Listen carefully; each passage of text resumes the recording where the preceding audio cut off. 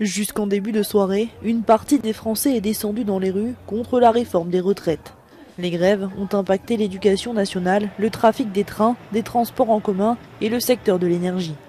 Plus de 200 rassemblements en France, 1,12 million de participants selon le ministère de l'Intérieur et près du double, 2 millions, d'après les organisateurs.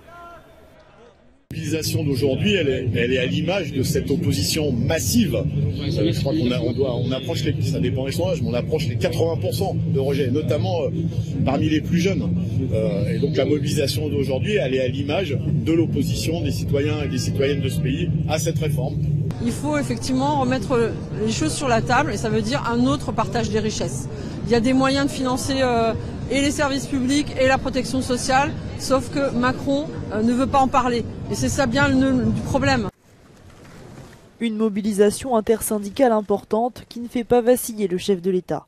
Depuis le sommet franco-espagnol à Barcelone, Emmanuel Macron continue à défendre sa réforme. Qui est une réforme qui a donc été démocratiquement présentée, validée, qui est une réforme surtout juste et responsable. Le président français a dit espérer que les manifestations se feraient sans trop de désagréments et évidemment sans débordement. En fin de journée à Paris, une quarantaine de personnes a été interpellée sur les 80 000 manifestants de la capitale. L'intersyndicale a d'ores et déjà appelé à une nouvelle journée de grève le 31 janvier prochain.